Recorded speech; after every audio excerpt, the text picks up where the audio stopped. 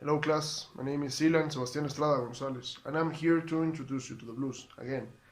This is blues in a nutshell. Blues is a musical form that inspired many generations all around the globe for almost centuries. It was born actually in the 19th century in the Mississippi Delta and other regions of the south of the United States, and it will later on become the lifeblood of the American music. It is a reminder of hard times, a harsh society, and hard values that, first of all, were part of this strange society, and then later on will become more than art. It's actually a ramification of music. And like I said before, it was coming from a dark origin, right? Furnish is a known term by the slaves as the exchange of goods from the master. Many slaves at the time started to take the inspiration that will later on will be taking part of this blues. And at the time, there was no other guy that was benefit from the plantation but the master. So Lil Milton, which is a really fantastic singer of the blues, said once, "The master will say always, you are this close, and this close only to clear the books." So it was pretty easy to understand the lyrics behind the blues. All the inspirations and tones were to be applied for them to be a specific to be in a specific part of black society. In this part, these verses were created in a structure of personal stories of a harsh reality. Melancholy remained at the time as an outlook from the slaves to the society. But how is the blues created? The first elements that incorporated blues were around 1860s. Around a century later, in the 1960s, blues subgenres including country blues, Delta blues, Chicago blues were all placing together at the time, marking this transition from these subgenres, including rock music, with jazz music of course, to be developing new sounds and new rhythms. With all these worlds of opportunities, slaves soon became racing stars.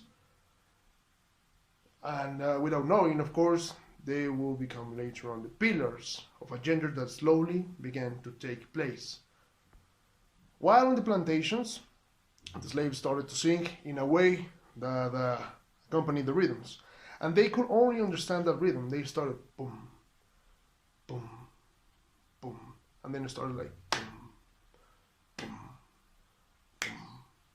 boom. And then, a lyrical form. And they started to interconnect one with another. And these were the first elements of an African American society that later on will take place, like I said before, and became popular. But do not take me wrong, of course, Bessie Smith, which is a fantastic female singer of blues, said once, blues is more and more than a tradition, and I have to tell you, that's true. Blues was one of the pillars of pre-war music around 1912, became the best element of African American music and American music by 1970s, and after the Second World War, new styles of electric blues became popular all around the country, including cities like Chicago, Memphis, and Detroit.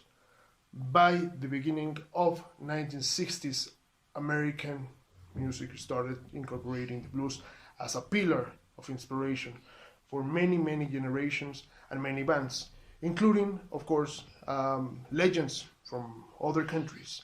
And also the Beatles, of course, started to sing and play the blues on their performances. It was such a massive entertaining music that kings and slaves started to listen to it. And it was amazing how the performance and how the public started to react to this influence. Even movies, theaters, public shows, it's a wide variety of genders and expectations from the people with the blues. And here I have my conclusion, guys. I started playing the blues and listening the blues in a more intuitive way and personal way at the age of 17. I was a boy. I'm a Mexican boy in Mexico City that started playing the blues at the age of 17. I strongly recommend you to follow this genre. Of course, this is all yours. This is all your time. And well, thank you very much, guys, for listening. Do it in the best way possible. Thank you very much.